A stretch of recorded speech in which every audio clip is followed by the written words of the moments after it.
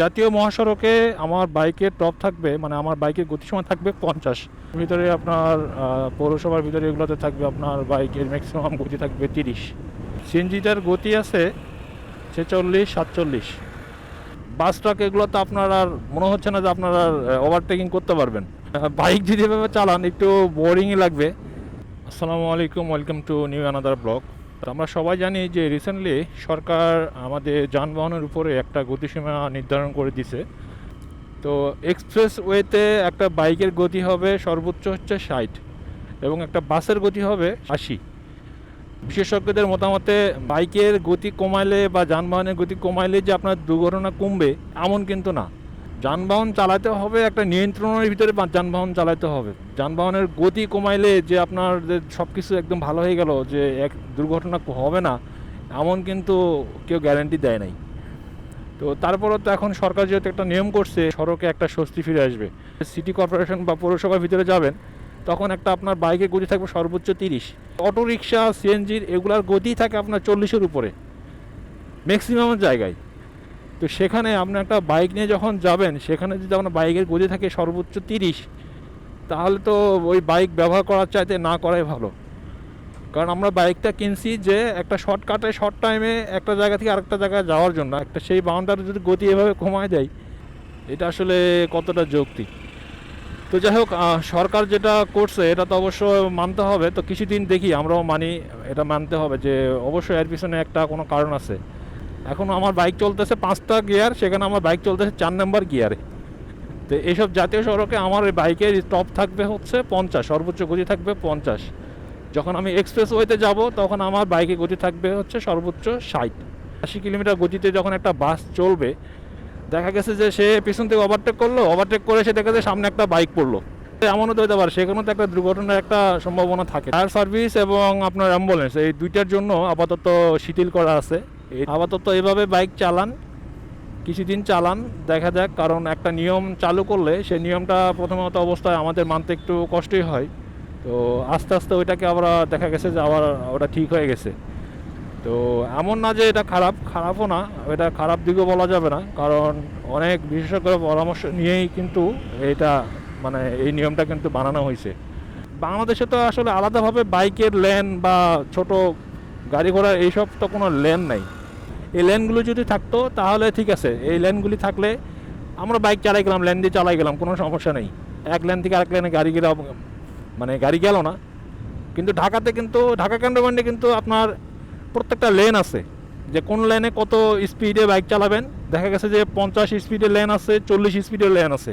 আলাদা লেনে আমরা গাড়ি চালাতে পারতাম, যে ঠিক আছে বাইকের জন্য আলাদা লেন আছে। তাহলে একটা কথা ছিল যে ঠিক আছে আমি আমার লেনে চলতেছি, এক লেন থেকে আরেক লেনে যাব না। আর যখন আপনার যেহেতু লেন নাই, যেমন ধরেন এই রাস্তাটাই, এই রাস্তাটা এখন কোনো লেন নাই। এখন দেখেন এখানে একটা মানে যানজটের সৃষ্টি হয়েছে না? তো এখানে আমি যদি আমার গতিতে বাইক চালাই, গাড়ি চালাই, সবাই তো মানে আর সবার গতি তো এখানে এক না। যখন যেহেতু আমার গতি কমাই দিছে, আরেকজনের গতি বাড়াই দিছে, সে তো এসে তো আমার পিছিয়ে লাগাইতে তো বসে থাকবে। জাতীয় মহাসড়কে আমার বাইকের টপ থাকবে, মানে আমার বাইকের গতিসীমা থাকবে 50। তো আমি 50ই চালাই, দেখি আমার কোনো সমস্যা হয় কি না।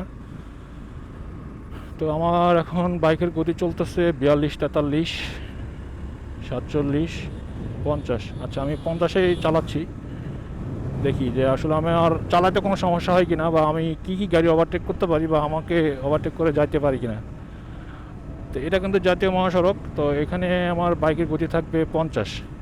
যেহেতু এটা এক্সপ্রেস ওয়ে না, এক্সপ্রেস ওয়েতে থাকলে হয়তো বা 60 পর্যন্ত চালাতে পারতাম। একটু লং রাইডে যাবেন, তখন আপনার এই 50, এটা আসলে এই স্পিডটা খুব বিরক্তিকর একটা স্পিড হবে। সামনে একটা সিএনজি আছে, ওই সিএনজিটার গতিটা কত, আমি একটু সিএনজির গতিটা একটু খেয়াল করি, গতিটা কত।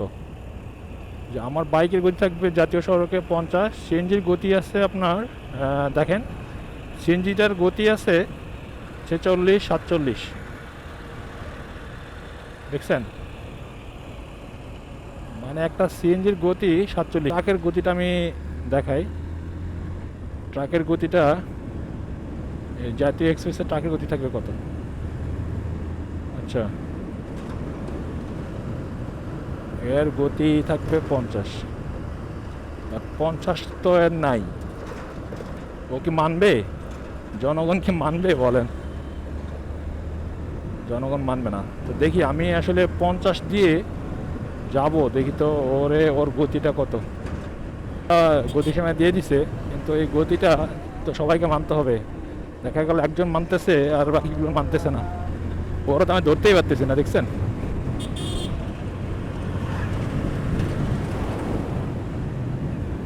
ওরা তো আমি ধরতেই পারতেছি না। আচ্ছা, আমি এখন 50-এ চালাই। 50-এ চালাইলে ওর গতি থাকবে কত দেখেন। 50-এ চালালে ও আমাকে ওভারটেক করে যাবে।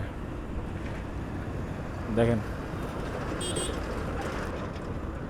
একটা ট্রাকের গতি যদি বাইকের চাইতে বেশি হয়, তাহলে এই বাইকটা চালাই লাভটা কি?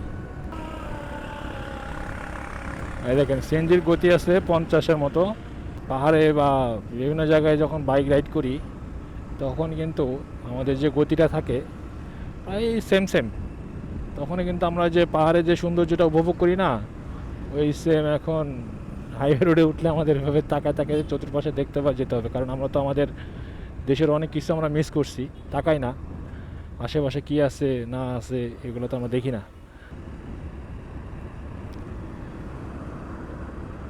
যা ভাই, যা যা যা, তোদেরই তো দিন ভাই, তোরা যা। ওই সিএনজি, কি অবস্থা গুরু? কত স্পিড তোমার? চালাও চালাও, তোমার তো ভদ্র লাগে কেমনে? তো গতি সবাইকে মানতে হবে, এটার কোনো বিকল্প নেই। গতি মানলে দেখা গেছে যে একসময় না একসময় সড়কে শৃঙ্খলা, মহাসড়কে শৃঙ্খলা ফিরে আসবেই।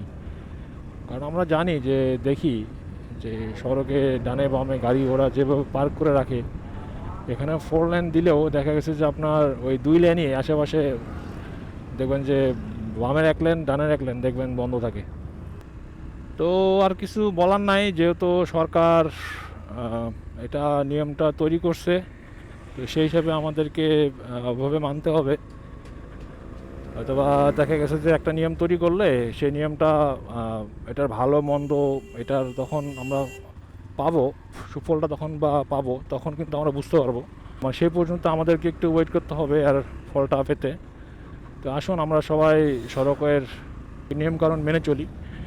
দেখা গেছে যে হয়তোবা ভালো হবে, খারাপ হবে না।